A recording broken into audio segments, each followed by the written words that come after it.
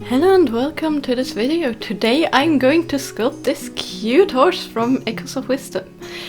Now I actually sculpted this on stream like a while back, like way before actually Halloween, so around September, October, like before the game released, which is why I only had that one picture as a reference. But as soon as I saw the trailer with the horses, I knew I wanted to sculpt it so badly. So that's what I did. So excuse me for the a bit different quality and lighting. That is mainly because, as I mentioned it, I actually streamed this on Twitch. I'm gonna leave the link to my Twitch down below once again. I don't always mention it, but I do actually stream gaming and crafting. We stream games like Zelda. I actually got Echoes of Wisdom when it released and we played that. I'm trying to finish the Zelda games in, semi-release order. It was messed up a little bit by some releases and some other stuff, but rough release order. Also playing like Professor Layton, Mario games, but also games like the Styx games, so Styx, Master of Shadows, Shards of Darkness, things like that. Other riddle games, like The Witness, just all games basically all over the place, whatever I feel like or whatever people suggest to me. So feel free if you want to watch anything of that to join in. Note that it is at 1 AM Middle European time though, or Central European time I should say. So pretty late for my European folks here. But decent watch time for most of my American viewers. The reason is just because I'm awake then and I would play games anyway, so why not stream them? But as you can tell, I also do stream crafting. And this was one of the things I streamed. So I basically started off with the body, and I'm using Sculpting medium here because I like how firm but still soft it is and how much detail this keeps. And I know that I don't have to use amateur for this style of sculpture because this clay is sturdy enough in the oven, so that's why I chose this one. And I knew I wanted to paint it in the end anyways because I wanted gradient, so this worked out perfectly. So I started with like a log shape for the body, and then I made the head and the neck, and I actually had to cut down the neck a little bit to make it fit. And once that was blended in and I added the nostrils, I actually baked it. And usually when I par bake them, instead of baking them for like 20 to 30 minutes like suggested on the pack for this, I tend to go 10-15 minutes on these pieces, because basically the more you bake it, the more the pieces shrink. So if you bake it longer from the beginning and then bake it again, it may crack way quicker. So I tend to only basically bake it till the outside is hard, so I can actually work on it. If I would really cut into it, there would probably be some soft clay in the middle still, but the final way it will remedy that, and it's more than sturdy enough to be baked again. And the more I bake it, obviously, the more it's gonna, cure and work out. But this just fixes the problem of the clay cracking after the third bake or something. I found 5 to 6 bags max for these kind of projects are fine. After that, things usually start to crack just because the clay shrinks unevenly depending on which stakes of the bake you're in. But in this case it worked perfectly. So after I got the body out of the oven, I started on the legs, and it was a bit harder to get them right because, again, I just had one reference, no angles at all, but I still think in the end it worked out pretty amazingly. I actually love these kinds of sculpts, I just don't do them that often, so seeing one work out this nicely is definitely something amazing for me, and it's a nice success. Now, of course, not everything always works amazing, but this one just did, and it was a lot of fun. Of course, there's some projects and sculptures I do that absolutely don't work out at all, but luckily this one worked out pretty much immediately.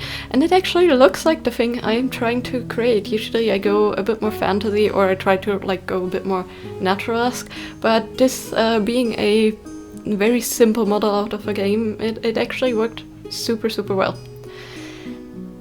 And after I finish the legs, I'm going to add like some indents, basically using my silicone shaper here, just to suggest that there's like hair covering the hooves, just to have these like tufts of hair. Again, this is like a lower detail video game model, so I don't need like hyper realistic details. I just need it to look like something, and this definitely helps it look like hooves that are covered with a little bit of the fur of the horse. And after I made these leggies, it's going to go back in the oven again, because I fear if I sculpt anything else they may like bend or get ruined. But now they have the perfect stance. So back in the oven for like 10 more minutes this went, after I brushed on some alcohol just to smooth out the legs a tiny bit and get rid of fingerprints. And I didn't do that for all the pieces, but the legs particularly, I guess because the clay was a slight bit warm still.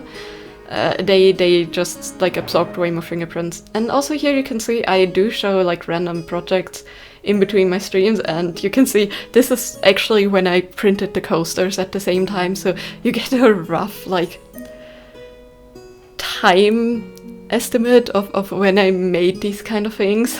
You know, sometimes some videos just get backlogged a little bit because I feel like the others just would fit more in like my string of like things I want to edit.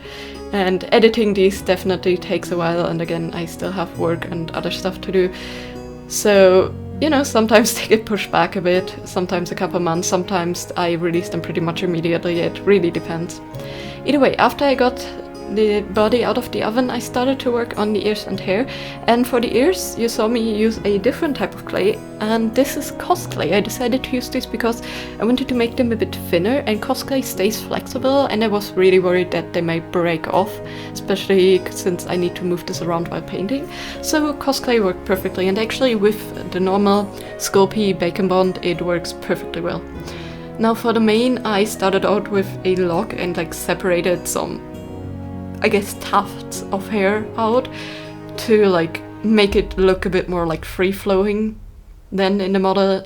I'm taking some artistic liberties here, like I'm trying to not 100% be accurate, but I'm trying to like capture the essence of what's in the game. So the hair is, or the mane is gonna be very similar to the one in game, but with a little bit more detail. As for the body, I noticed at this point that I definitely wanted to bulk it out, but that was actually fairly easy. I just needed to add some more Backgammon. And if you add a little bit more around the edges, like over pieces that you not necessarily 100% would like cover with clay, you can actually blend out the edges so much that you don't have to worry about like seeing the different layers of clay you added. So this worked out really, really well, and after I bulked the body out, I went back in for the mane. Just separate that out a little bit more. You know, while working on the body, I definitely touched some pieces and moved them around. And I just, you know, wanted to reshape them. And then I added some little, like, lines to suggest that these are actually separate hairs.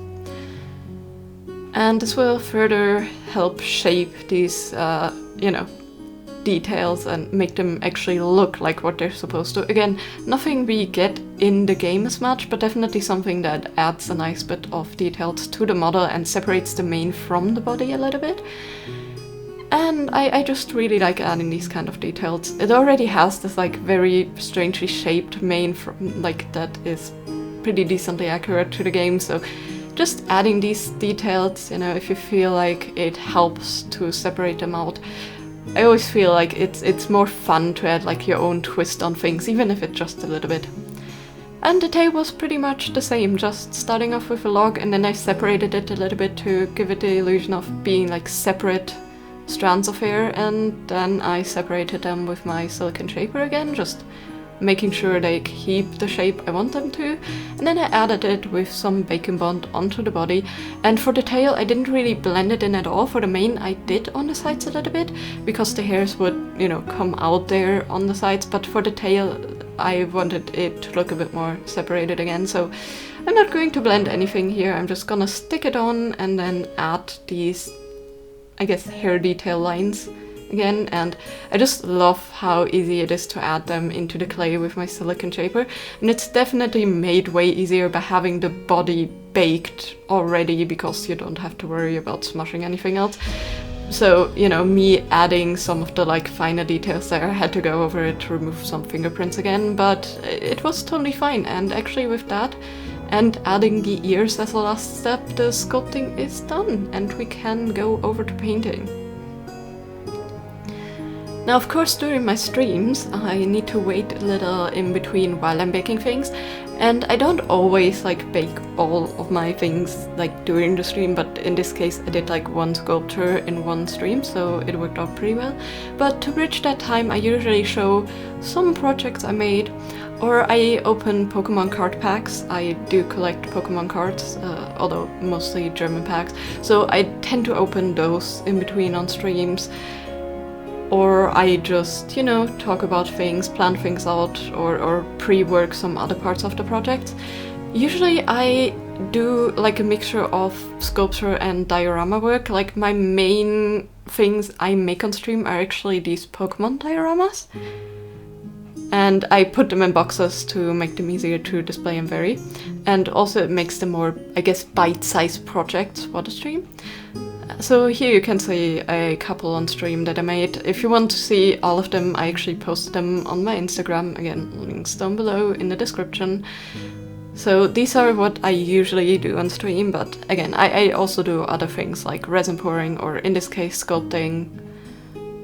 So definitely a decent variety of crafting. I also did some crochet and, you know, gonna do it in the future. Sometimes I do diamond painting. Just a variety of projects, whatever feel like that evening and whatever I want to work on, or, you know, things that people are interested to see.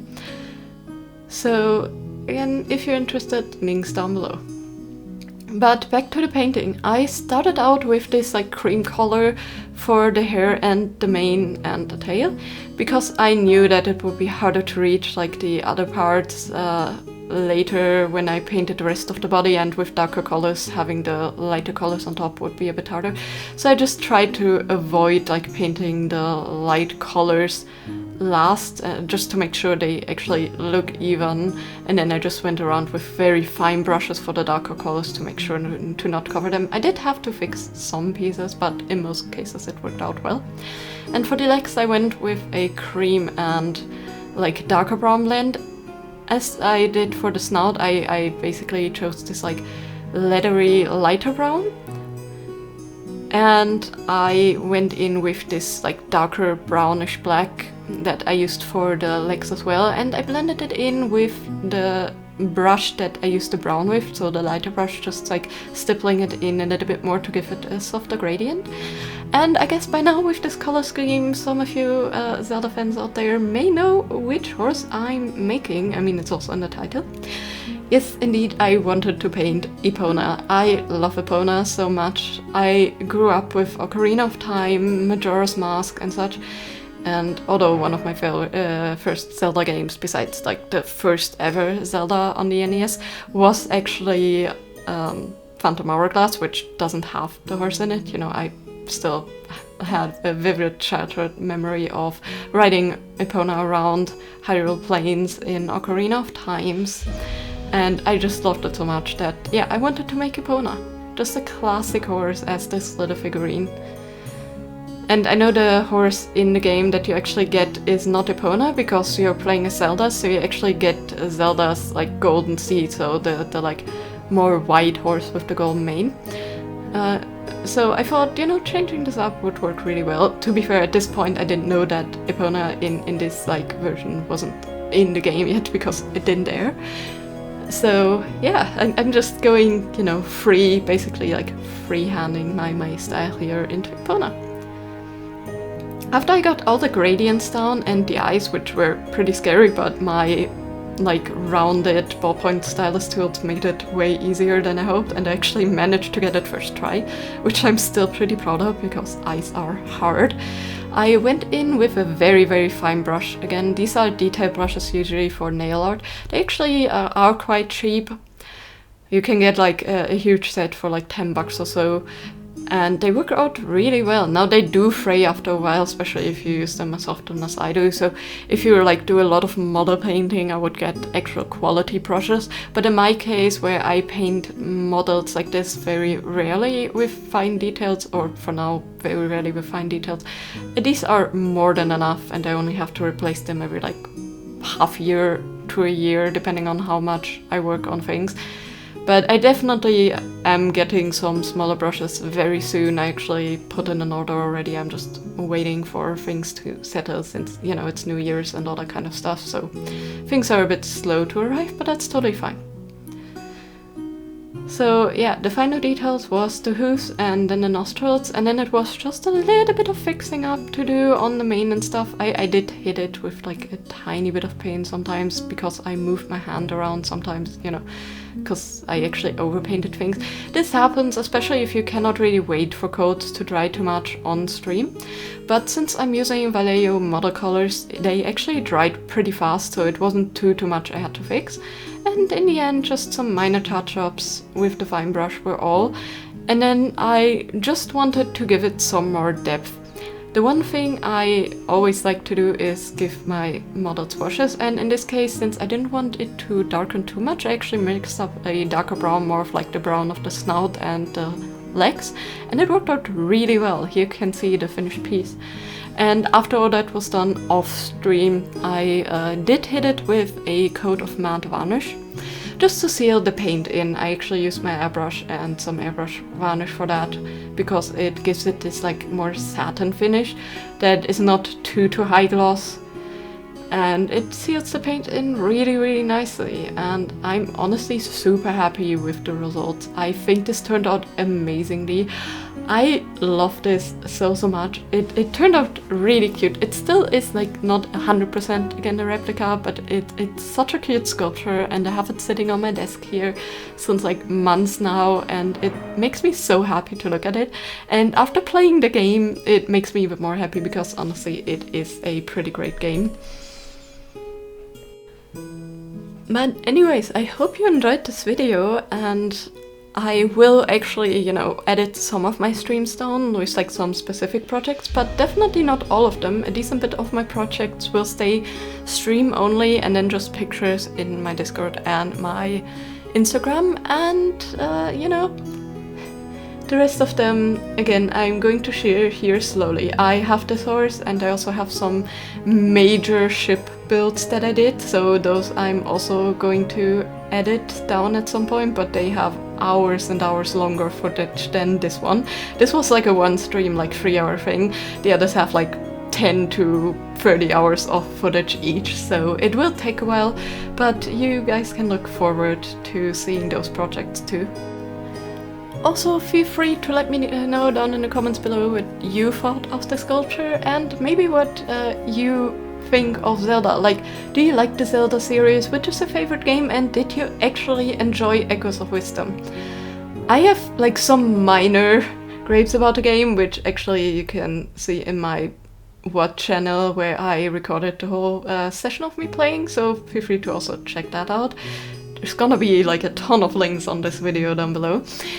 But overall, I really enjoyed the game. It was actually so much fun to like build and traverse the world like how you can with the echoes. So I really enjoyed it. Anyways, as always, I hope you have a great day. See you next time. Bye bye!